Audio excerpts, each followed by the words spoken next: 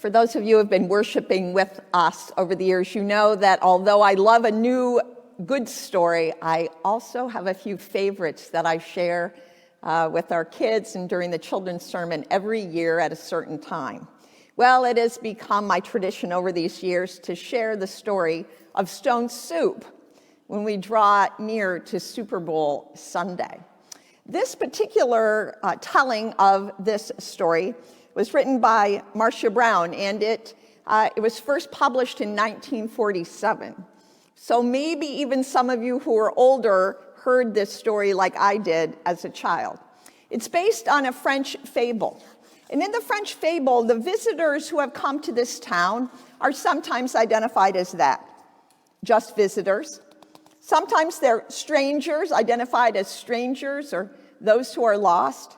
But in this particular telling by Marcia Brown, we are told that they are soldiers.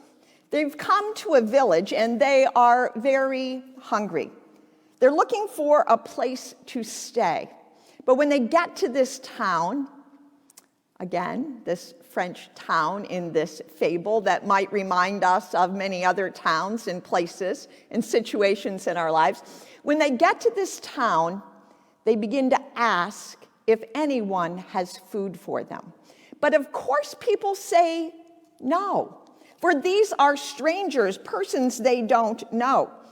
They go through the village asking for potatoes and meat.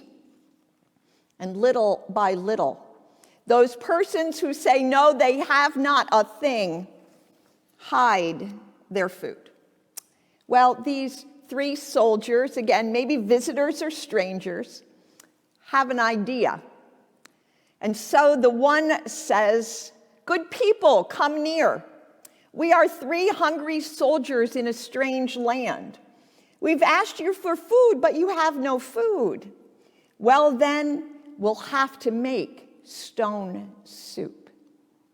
Well, this intrigues these village people. Stone soup? Well, they're hungry as well. Wouldn't that be a wonderful idea?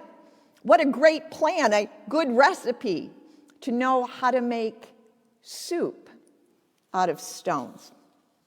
And so, bit by bit, the village people draw near, and the soldier first makes a fire, and then gets a pot of boiling water, and then asks the villagers to bring stones. And each one scampers to get a small stone. The stones are boiling when one of the soldiers says, "Oh, this will be good soup, but much better if it had a carrot or two." "Oh," says the woman who first told him she had no carrots, "I do in fact have carrots." And so she came back with her apron full of carrots that she had buried underneath a red quilt in a bin. "Oh, this is going to be delicious soup, but it'd make it so much better if it had cabbage." "Why, in fact, I do have cabbage," said the other woman. And she came back with 3 cabbages from the box underneath her bed. Oh, what would make this truly delicious soup, said the soldier, was if we had a bit of beef and a few potatoes. Why, this soup would be good enough for a rich man's table. And the parents and the peasants thought it over, and they remembered that they did have these things, that they did have potatoes and sides of beef hanging in their cellars, and they ran to fetch them. And little by little, these were added to the big pot of soup. And they stirred, and the smell was delicious.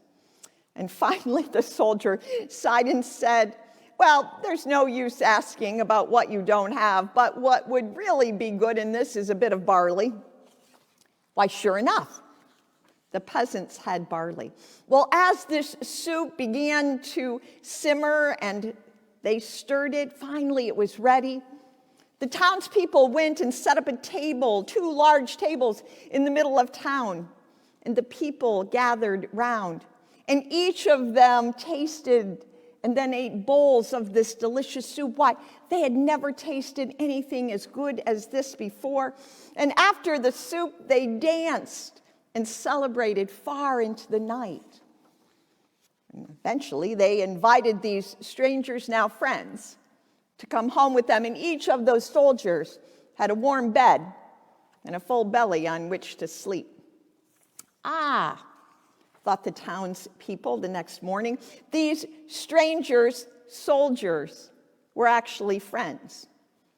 And the one said to the other, "You know, now that we know how to make soup out of stones, we will never be hungry again." Soup out of stones, only made possible when each one shared what they had. We know in our communities and our nation and across the world that there is a crisis of hunger right now, that COVID has affected so many. We are going to do our small part to address hunger in our own community in 2 weeks when we celebrate here our tradition of Super Bowl Sunday. Because of COVID and our restrictions and our new way of doing things, at least for now, we'll be doing it a little bit different.